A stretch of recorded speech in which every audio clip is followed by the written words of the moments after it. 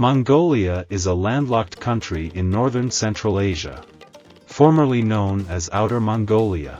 The territory of Mongolia is located in a comparable range of latitudes and is approximately equivalent to the territory of the countries of Western and Central Europe.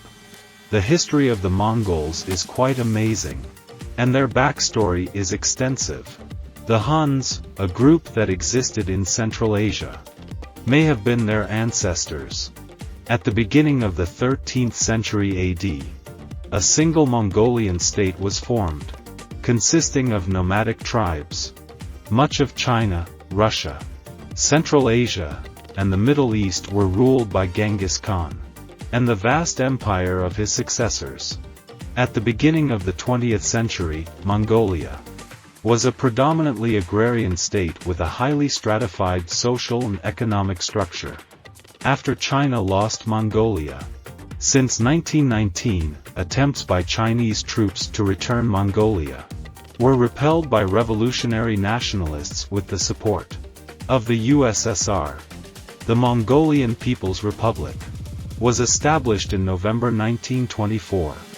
Mongolia became a communist country and remained communist until 1990. AD 1204 provides the best explanation of the historical origin of the Mongols. Genghis Khan's ancestors Gyurt Khanno, meaning grey wolf, and his wife Gua Meral, meaning beautiful deer, crossed the ocean and settled on Mount Burkhan Khaldun, near the source of the Onon River, and gave birth to a boy named Batsagan. After thousands of years of existence, Mongolian nomads are as difficult to understand as the myths about their origin. If you were to ask a Mongolian, "Are you a descendant of Gyurt Khanno and Gua Meral?" they would probably agree with a nod and a vague smile. Of course, they know that they agree with mythological beliefs. But these ideas were inherited from their ancestors. For most Mongolians, the wolf is not just another animal, but the spirit of nature and man. The deer is an aesthetic expression of beauty, and has close ties to early shamanic beliefs. These outdated ideas can still be observed in Mongolia today, on deer stones dating back to the Bronze Age. Many deer stones in the South Baikal, which covers eastern Russia, and Mongolian styles, show the deer as a celestial messenger soaring into the sky. Most of them are easily accessible to visitors and are located in Mongolia. Statue of Genghis Khan, a massive armored warrior on horseback towers over the terrain some 34 kilometers from Ulaanbaatar. The massive 131-foot-tall stainless steel figure stares coldly and cruelly into the distance, as if contemplating the new territories that lie beyond the horizon to conquer. The Mongolian Emperor Genghis Khan is a real-life figure depicted on the world's largest equestrian statue. Even more impressive is that Genghis Khan, whose name means universal ruler, used an army of only 100,000 men to conquer such a large area. Mongolia is home to many different minority groups such as Buryats, Tuvans, and Kazakhs. In Mongolia, Gur, which means house, is called the white pearl of the steppe. A feature of the countryside is the Gyurt, a traditional Mongolian dwelling still widely used by shepherds to stay cool in summer and warm in winter. It is a circular wooden structure, with felt insulation, lattice walls and a wide conical roof supported on poles. The entire structure is covered with white cloth. It is portable, durable and easy to assemble after disassembly. Buddhism, shamanism and animism are deeply rooted in Mongolian culture. 90% of Mongolians practice Buddhism, which is the main religion of the country. Mongolian Buddhism is widely practiced throughout the country, and there are numerous monasteries and temples dedicated to the religion. The most famous of them is the Ganden Tegchen monastery in the capital of Ulaanbaatar. Other important elements of Mongolian religion include shamanism and animism. Shamanism is an ancient religion that uses spiritual communication to understand the world and the forces of nature around us. Animism, on the other hand, is the belief that spirit is present in everything in nature, including rocks, trees, and mountains. Mongolian culture is deeply rooted in music, and the people of Mongolia are known for their passion for singing and music. In the nomadic culture of Mongolia, the two-stringed violin, known as the morin kur, occupies an important place. Written sources of the Mongol Empire mention stringed instruments decorated with horse heads. Animal skin covers the soundboard, and horsehair is used for bows and strings. It is mostly played solo, but it sometimes accompanies dances, long songs, mythical tales, ceremonies, and everyday tasks involving horses.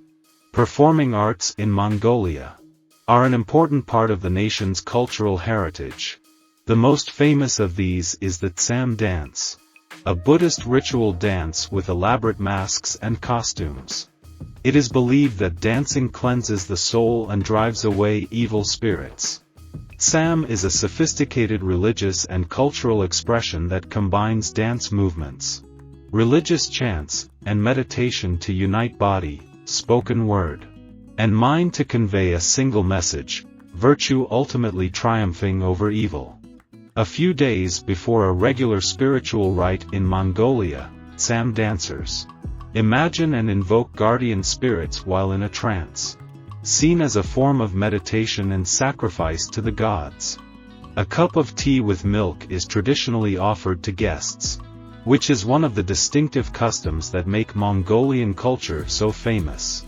Mongolians are also known for their hospitality. They often invite visitors into their homes and provide food and drink, using trained eagles to hunt small animals such as foxes and rabbits is another unusual ritual practiced in Mongolia.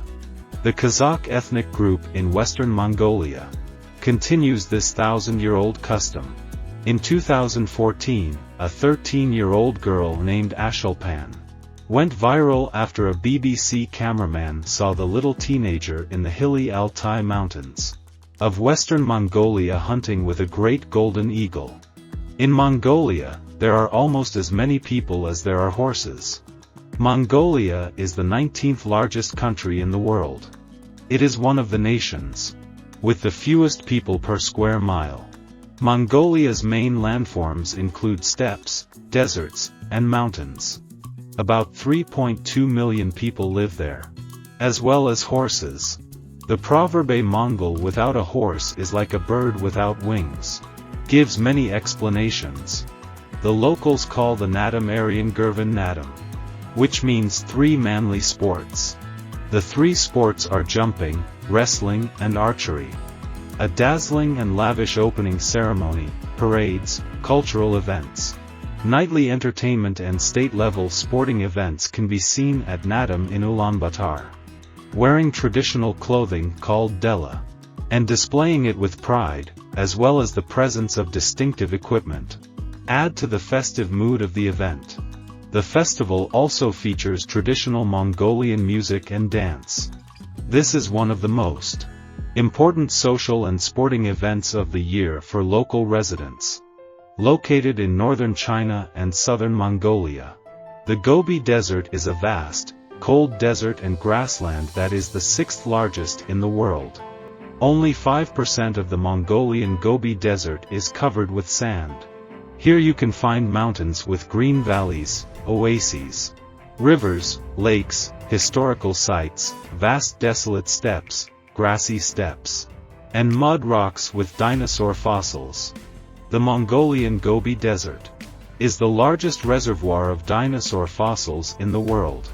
In addition, the Natural History Museum is home to an excellent collection of fossilized dinosaur eggs and remains, as well as specimens of extant wild birds and animals from Mongolia, as well as a wide variety of local flora. Mongolia's adult population is becoming more susceptible to chronic non-communicable diseases due to changes in diet and lifestyle. Adults in Mongolia are at significant risk of cardiovascular disease and other obesity-related health problems.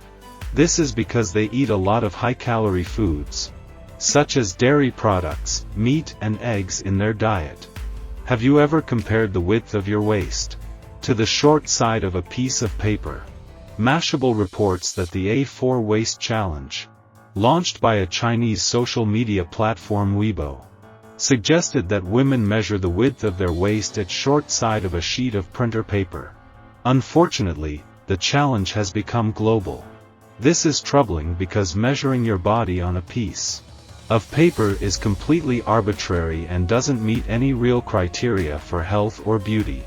Genghis Khan's conquests resulted in a huge death toll, according to one estimate. Genghis Khan was responsible for the deaths of 37.5 million people. Genghis Khan is credited with perhaps the most deaths of any historical figure. A cursory glance at the numerous lists of his alleged actions reveals a recurring and striking attribution. There are legends of Genghis Khan killing 1,748,000 people in 1 hour. Although it is impossible, there is an interesting story behind the legend. According to climatologists, Genghis Khan's atrocities destroyed so much territory that forests grew on uncultivated agricultural fields. These trees absorbed so much carbon dioxide that the Mongol emperor actually cooled the earth. The data of the analysis carried out by international geneticists show that 8% of the population of the Mongol Empire come from Genghis Khan. Thanks to his extensive travels and his penchant for women, a 2003 study found that up to 16 million people alive today, or about 0.5% of the world's population, are descendants of Khan. Friends, I hope you enjoyed my documentary video about Mongolia. If you want to know more interesting facts and travel stories, don't forget to subscribe to my channel. Press the bell to get notified about new videos. Which country you want to see in the next video, please let us know in the comments section. Thank you for your attention, and see you again on my channel.